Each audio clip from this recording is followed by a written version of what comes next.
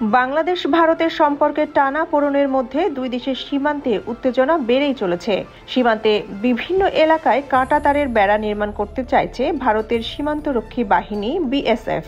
তাতে বারবার বাধা হয়ে দাঁড়াচ্ছে বাংলাদেশের সীমান্তরক্ষী বাহিনী বিজিবি। এইসব উত্তেজনার মধ্যে পাওয়া গেল নতুন খবর। বাংলাদেশ সীমান্তে হঠাৎ মহড়া শুরু করেছে বিএসএফ।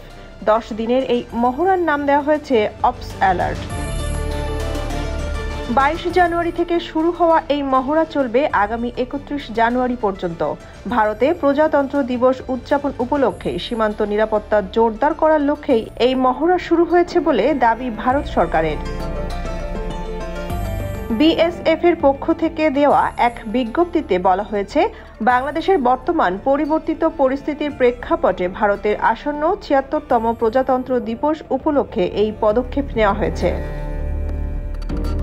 2025 সালের 26 জানুয়ারি ভারত 76তম প্রজাতন্ত্র দিবস উদযাপন করবে। 1950 সালের এই দিনে ভারত সংবিধান কার্যকর করে একটি সার্বভৌম গণতান্ত্রিক প্রজাতন্ত্রে পরিণত হয়। প্রতি বছর এই দিনটি জাতীয় পর্যায়ে ব্যাপক আয়োজনে উদযাপিত হয়।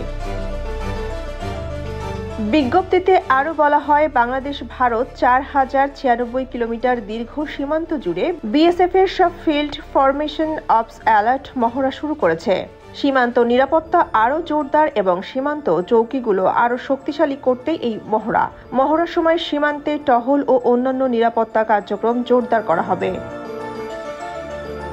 এ সময় বিএসএফ এর পূর্বাঞ্চলীয় অতিরিক্ত মহাপরিচালক ও অন্যান্য কর্মকর্তারা পূর্বাঞ্চলীয় কমান্ড এলাকার দিন রাতের নিরাপত্তা পরিস্থিতি পর্যালোচনা করছেন।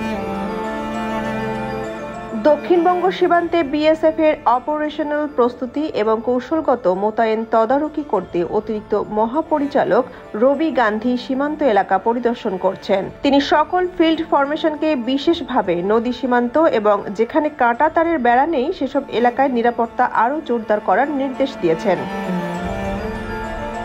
বিএসএফ এর বিজ্ঞপ্তিতে বলা হয়েছে, এই মহড়ার সময় বিএসএফ বাহিনী সীমান্তের গভীর ও সামনের এলাকায় বিভিন্ন নিরাপত্তা মহড়া পরিচালনা করবে। এছাড়া সীমান্তে উদ্ভূত যে কোনো পরিস্থিতি মোকাবেলার জন্য বিভিন্ন কার্যক্রমের বৈধতা যাচাই এবং সীমান্ত এলাকায় জনগণের সঙ্গে সুসম্পর্ক বজায় রাখতে পুনর্মিলনী কর্মসূচি পরিচালনা করা হবে। সোনিয়া খান, খবর সংযোগ।